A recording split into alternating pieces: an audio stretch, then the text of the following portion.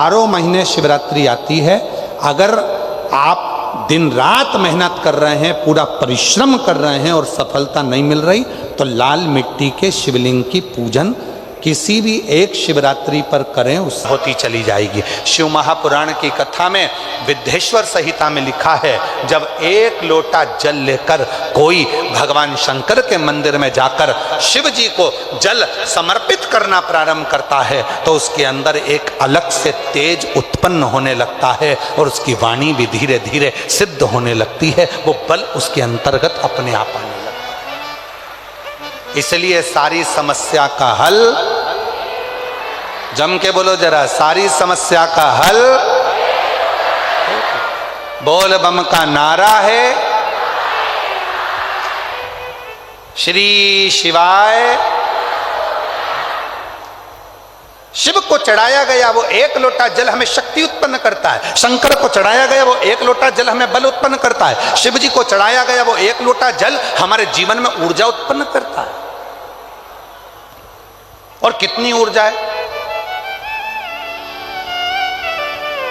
महाराज। अग्नि पुराण का एक छोटा सा चरित्र है, ये कथा में बीच में हम उसको लेकर आ रहे हैं। महाराज, अग्नि पुराण का एक छोटा सा चरित्र, शंकर भगवान का एक परम भक्त था सुखदेव। अग्नि पुराण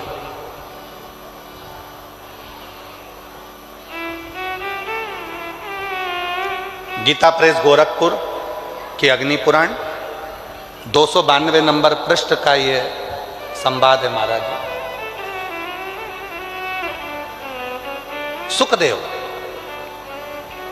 शिव का परम भक्त, भगवान शंकर का परम उपासक, प्रयास कर रहे हैं। ज्यादा दिन होते ना, 5 दिन या 7 दिन की कथा होती तो इधर उधर की बात में थोड़ा सा घुमा फिरा कर फिर तुम्हें कथा में लेकर आते, पर 3 दिन में तुमको इतना बाबा झोली में भर दे, बस इतनी प्रार्थना भोलेनाथ जी से है, इतना दे दे 3 दिन में, इतना दे दे कि 3 महीने के अंदर तुम फिर कथा के पंडाल में आकर बैठ जाओ, इतनी कृपा। इसलिए कथा को ज्यादा प्रयास कर कर उस कथा को आपके बीच में लेकर सुखदेव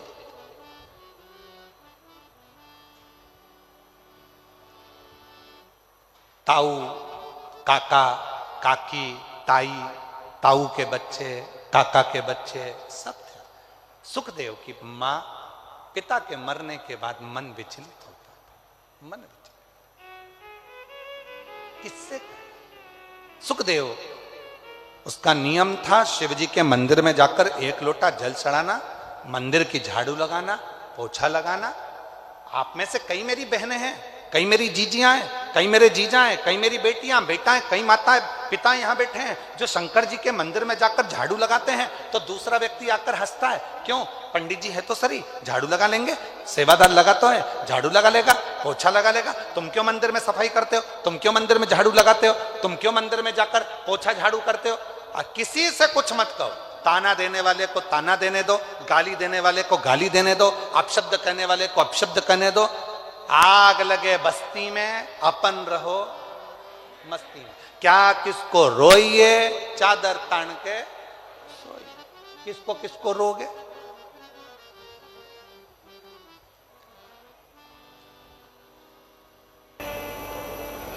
शिव तत्व है, बाबा की कथा कर रही है। सुखदेव ने मंदिर जाना नहीं छोड़ा, शिव की आराधना करना नहीं छोड़ा।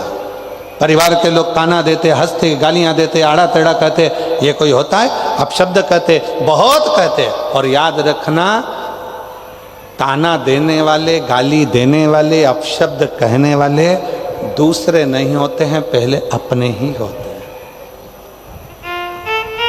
पहले अपने ही होते हैं, कोई दूसरा नहीं। इसलिए सावधान रहें, सावधान। शिव कथा कर रही है, भगवान शिव के इतना उपासक था। अग्नि पुराण की कथा कहती है सुखदेव शिव का इतना उपासक था, इतना उपासक था कि भगवान शंकर के विरल भक्ति में लगा रहता। परिवार के लोग अब शब्द कहते, ताना देते, माँ को भी ताना देते, पर माँ अपने बेटे से नहीं कहते, वो अपने बेटे से नहीं कहते। परिवार के पास में बहुत धन था, वैभव था, सुखदेव को लेकर जाते काम धंधे पर, सुखदेव शिव जी की स्मरण करता, मंदिर में रुक जाता, शिव की भक्ति करता। अब एक दिन, 2 दिन, 3 दिन ऐसे निकलते चले गए। सुखदेव के भाई परिवार वाले साथ में लेकर जाते काम बंदे के लिए, और सुखदेव को भी मजदूरी जैसा काम करवाते, तो भी सुखदेव अपनी माँ को आकर नहीं बताते। सुखदेव जब माँ को आकर नहीं बताता, समय बीतता गया, बीतता गया। 1 लोटा जल शिव जी को चढ़ाता रहा। एक दिन बाबा भोलेनाथ ने ऐसी कृपा कर दी, सुखदेव के स्वप्न में आकर कह दिया, सुखदेव कल सुबह जल चढ़ाकर जब आए तो यहां घर को छोड़कर चले जा, ये घर छोड़ दे।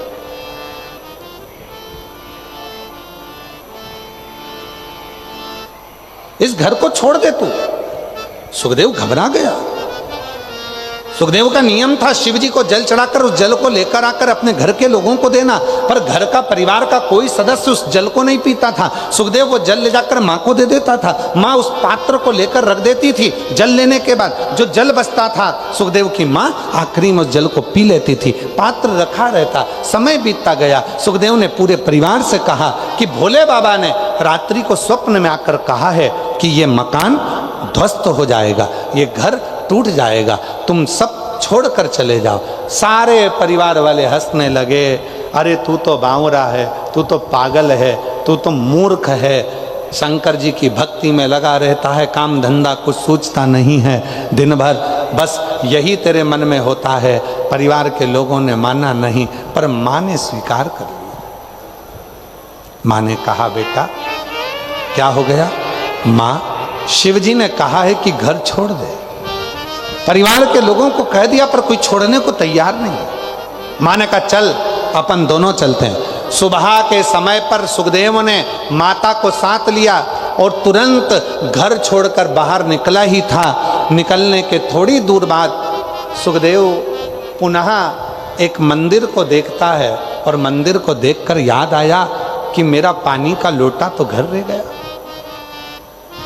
अग्नि पुराण का ये संवाद बड़ा सुंदर संवाद है महाराज जी, अग्नि पुराण का।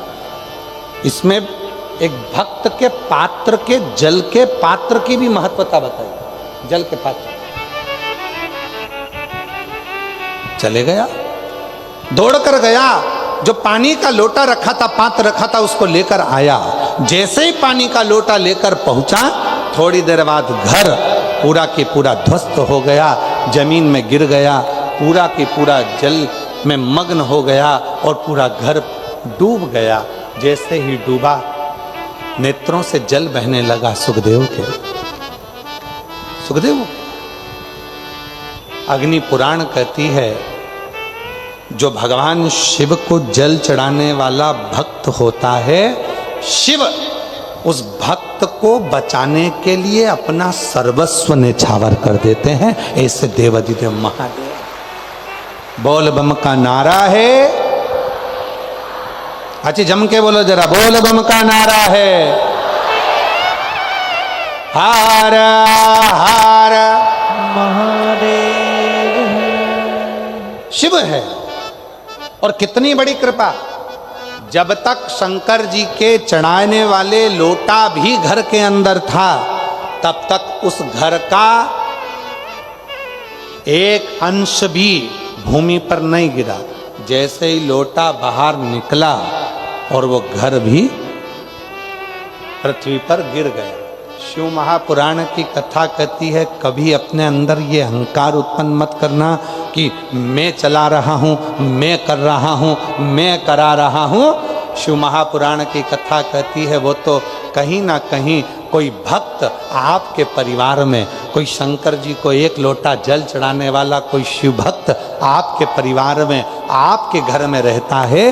कोई लोटा जो रोज शिव के मंदिर जाता है, जल चढ़ाकर घर के अंदर आ जाता है, वो जल का पात्र तुम्हारे घर के अंदर रखा है, इसलिए तुम्हारा घर मेरे भोले बाबा ने सुरक्षित रखा है, शिव की कृपा से श्रेष्ठ रखा है। ये उसकी उदाहरण, ये उसकी करुणा, ये उसकी दया।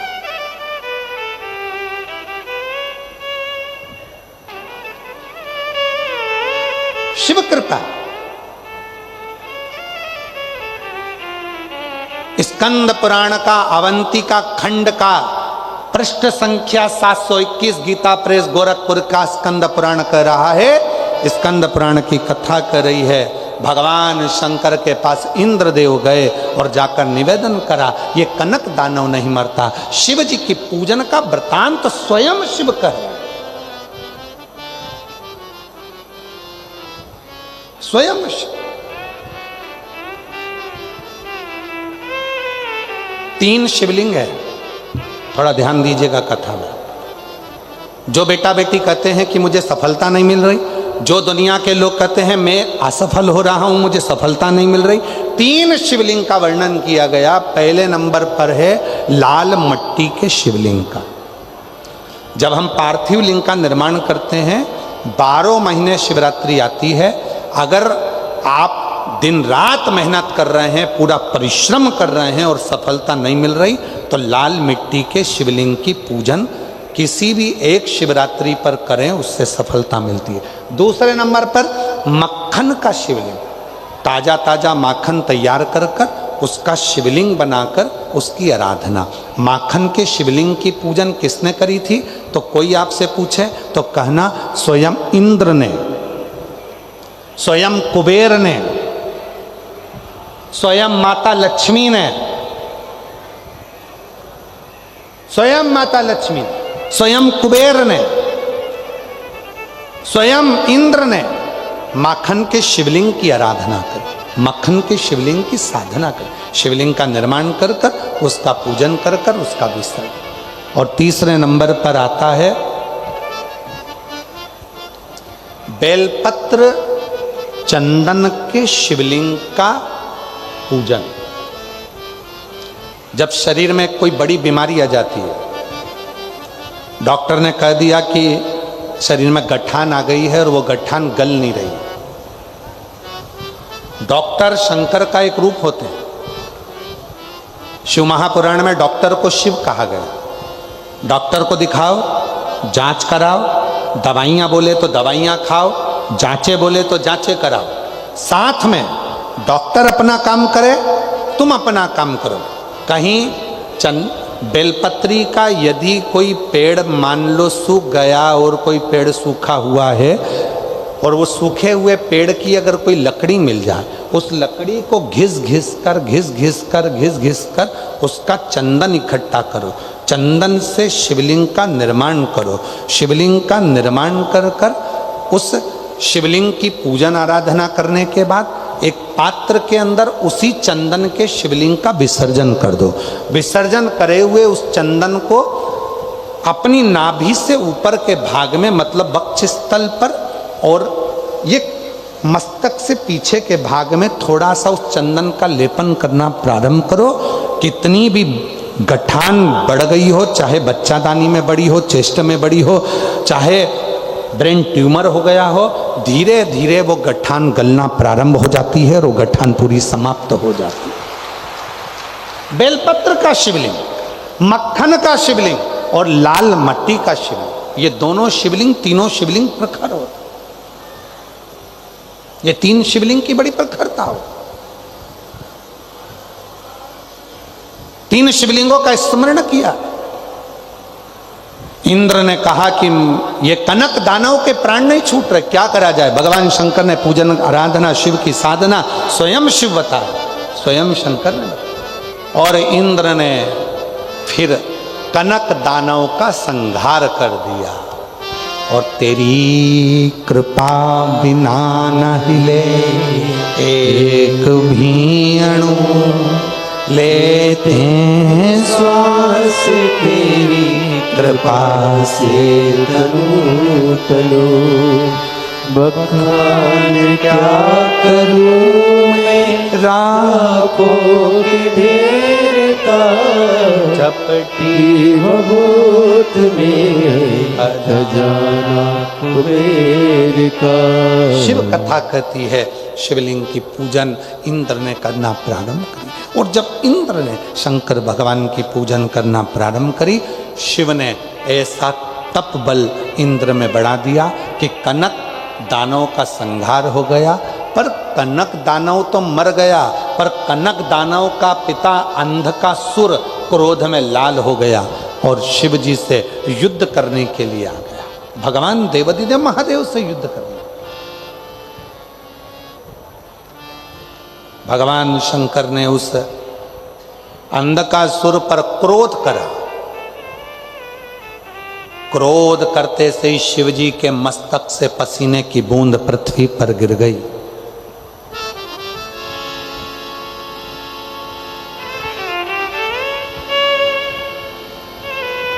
और अंगारे की तरह लाल, एकदम धधकता हुआ लाल एक बच्चा पृथ्वी से प्रकट हुआ, जिसका नाम मंगल रखा। मंगल, नौ ग्रह में एक मंगल ग्रह ऐसा है जो भगवान शिव के पसीने के द्वारा, शिव के द्वारा प्रकट हुआ है, जिसको शंकर का ही अंश माना गया है। इसलिए शिवजी ने उसका नाम अंगारेश्वर रखा है। अंगार, नवग्रह मंदिर डबरा में, नवग्रह मंदिर के उस पावन प्रांगण में जब आप मंगल ग्रह का दर्शन करेंगे तो केवल वो मंगल ग्रह नहीं है, शंकर भगवान का स्वरूप अंगारेश्वर महादेव है। अंगारेश्वर केवल मंगल ग्रह।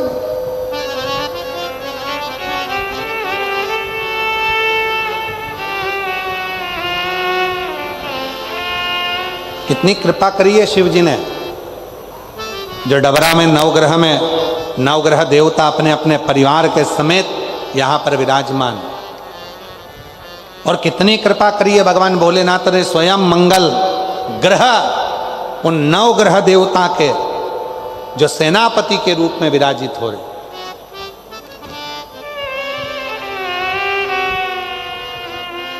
कितनी करूं,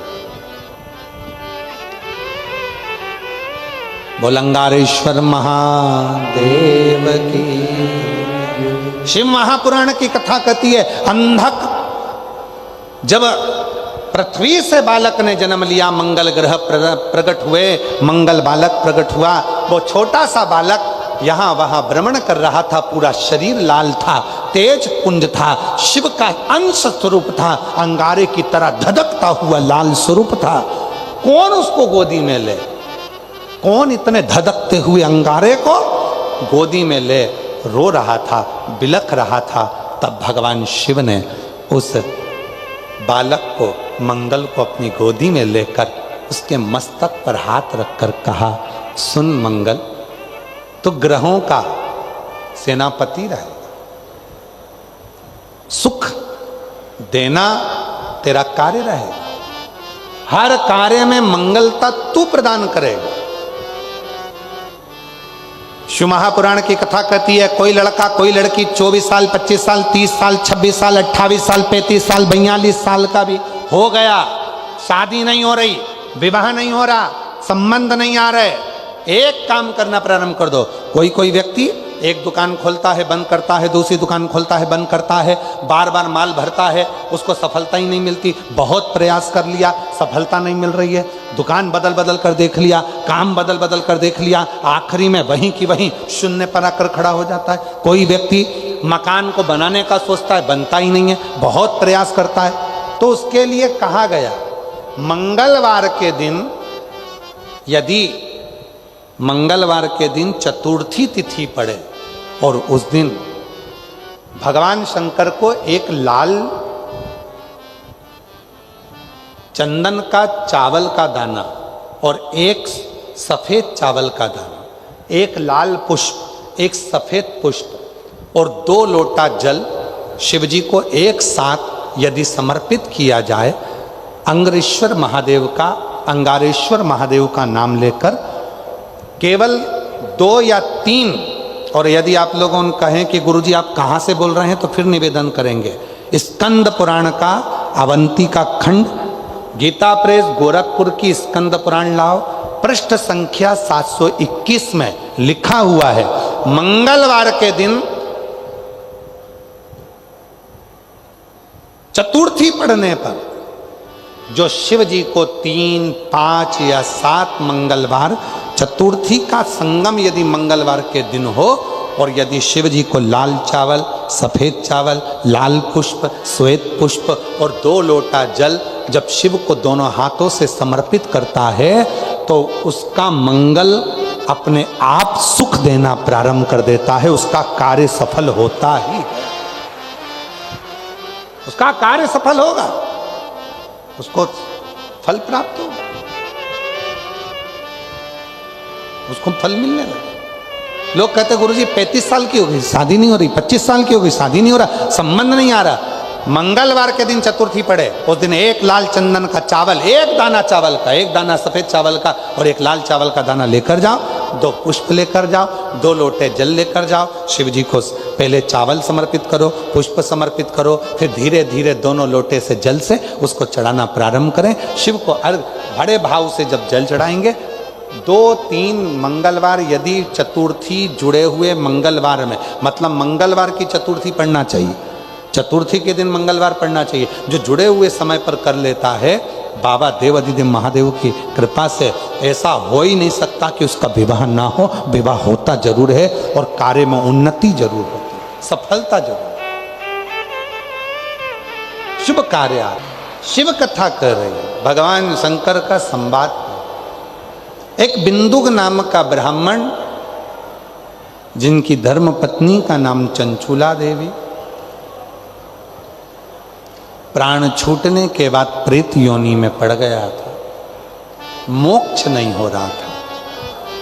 पत्नी काशी यात्रा को जाती है और काशी यात्रा में जाते जाते धर्म पत्नी शिव की कथा को श्रवण कर लेती है, प्राण छूटते हैं तो मां जगत जननी पार्वती की सहेली बन जाती है। जब मां जगत जननी पार्वती की सहेली बन गई, मौन होकर बैठी रहती है तो मां पूछती है, चंचुला क्या हुआ? चंचुला कहती है मेरे पति को मुक्ति नहीं मिली। कथा सुन, किससे सुन? देवऋषि नारद जी को श्राप लगा था कि एक जगह नहीं बैठ सकते, तो कथा कौन सुनाए? तुम रुका जी के पास जाओ। तुम रुका जी शिव महापुराण की कथा को श्रवण कराएं तो तुमरुका जी ने कहा यजमान कौन बने? शिव महापुराण की कथा चाहे 1 दिन की हो, शिव महापुराण की कथा चाहे 3 दिन की हो, शिव महापुराण की कथा चाहे 5 दिन की हो, शिव महापुराण की कथा चाहे 7 दिन की हो, शिव महापुराण की कथा चाहे 9 दिन की हो, शिव महापुराण की कथा चाहे 1 महीने की हो, कथा उतना ही फल देती है जितने 7 दिन में दे, 5 दिन में दे, 3 दिन में दे, 1 दिन में दे, चाहे 1 महीने में दे, फल उतना ही दे, उतना ही फल।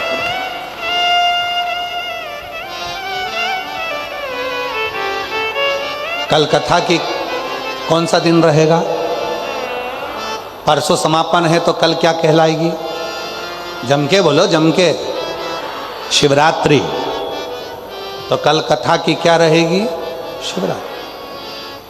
कल भी कथा का समय यही रहेगा 2 बजे से 5 बजे तक, पर परसों जो कथा विराम होती है, कल शिवरात्रि रहती है, इसलिए विराम दिवस को सुबह 8 बजे से 11 बजे तक कथा कर कर, क्योंकि शिवरात्रि का पूरा फल लेना पड़ता है, इसलिए दूसरे दिन की कथा शिवरात्रि की कथा मानकर तीसरे दिन की कथा सुबह 8 बजे से 11 बजे हो जाएगी और कथा का रस तत्व ग्रहण कर कर आप अपने जीवन को धन्य बना लेंगे।